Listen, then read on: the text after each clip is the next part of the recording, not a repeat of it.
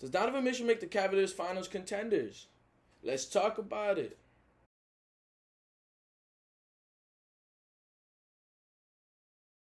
So news broke not even an hour ago from Chris Haynes and Woj that the Cleveland Cavaliers have acquired Donovan Mitchell for the package of Colin Sexton, Ochai Agbaji, which I'm going to talk about in a bit, Larry Markkinen, 3 unprotected firsts, and 2 pick swaps.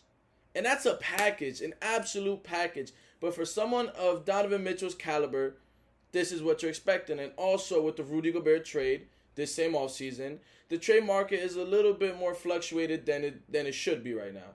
So maybe the Cavaliers paid a little bit more than they wanted to, but that's the way the trade market is right now. And maybe that's the way the Utah Jazz want to draw it up. And let's talk about the Cavaliers and what Donovan Mitchell can bring to them. This is a team who had the emergence, who this season, they had the emergence of Darius Garland, who had an All-Star plus season, and even after the All-Star break, he showed some All-NBA potential. We've seen Evan Mobley's rookie season, which was, Rookie of the Year finalist, and he showed a lot of potential to do even more, to extend more out to the midi and possibly the corner 3.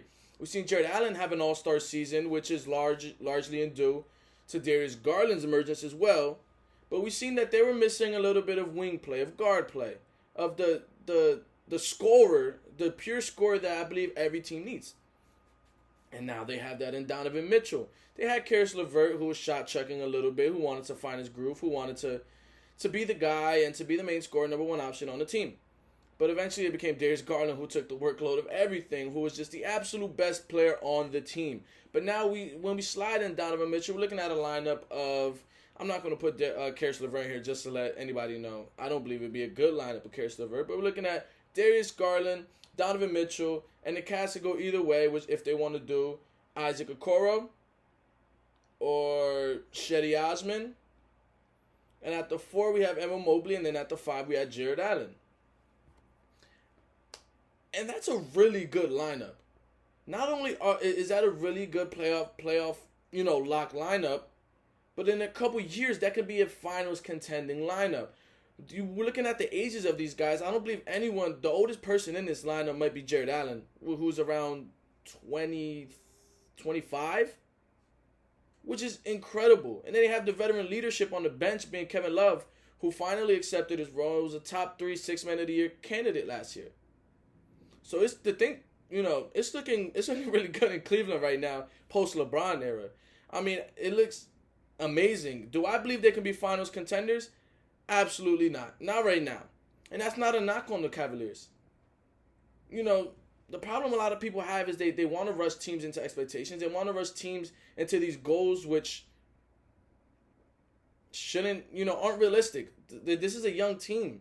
A team we should give a couple more years to let them finally grow into who they are and perfect the pick and roll, which, Darius Garland pretty much is there with the pick and roll with Evan Mobley and Jared Allen. And then you add that Donovan Mitchell, Evan Mobley pick and roll, which is very scary.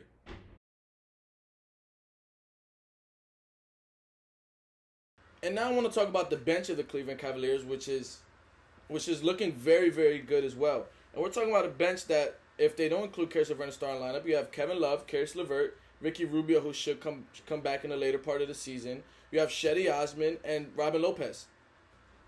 That's like the Detroit Pistons starting lineup a couple years ago. That's a very good bench unit. And it's a bench unit that's going to allow guys to get more rest because Karis LeVert can put some points on the board. Kevin Love could score for you as well, top three and 6 men of the year. You have Shetty Osman, who's a decent player as well. So it's safe to say that the Cleveland Cavaliers are a deep roster, but they're very young. So I would be patient with this. I wouldn't want to base this trade off the first year because I'm pretty sure Donovan Mitchell signed the max last year. So he's with the Cavaliers for a good amount of time. So give this trade about 2 to 3 years. Let the players, build relationship with each other. Let the system run. Let the coach change the system need be, depending on how they play this season. I'm projecting that they're about a 3-4 seed this year because of young teams, and young teams like this usually play really hard during the regular season. So are they finals contenders? No. But are they going to be a very, very good and interesting team this year? Yeah. I'm going to have to tune into a lot of Cavaliers games, and this is a trade I absolutely love for them. But now I want to talk about the Jazz part of this trade.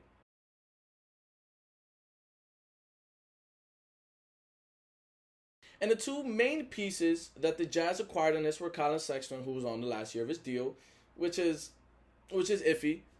Whether he'll sign back or not, most likely not, because the Jazz are going to be back for a while. And Ochai Agbaji, who was a 4-year player at Kansas, who recently this season averaged about 19 from 40% from 3 and was projected to be the Cavaliers' starting small forward.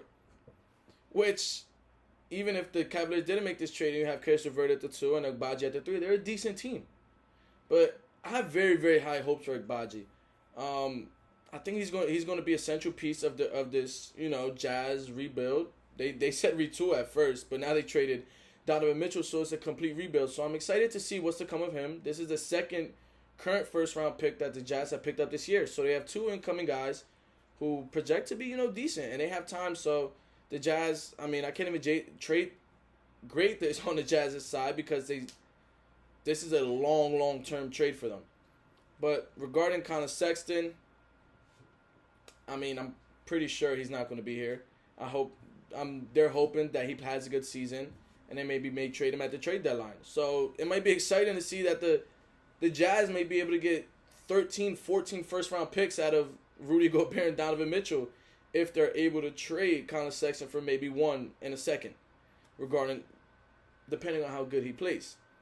And early targets are the Lakers, who don't have any trade value to get him. But it's very interesting. They have the 27 and 29, which a lot of teams are projecting for them to be bad this year. So teams are interested in the Lakers' later first-round picks. But, hey, man, it's B-Riv. I just want to make this short video on the trade and wanted to be the first ones to get my reaction out there. This is an amazing trade for the Cavaliers. I'm going to be tuning in a lot this season, but I don't think it's their time yet. In a respectable way, I believe they still have time. They're very young, and eventually they're going to be. If they can keep this core, they're going to be a very good roster, a contending roster in a couple of years. It's been B-Riv, man, as always. God bless. See you.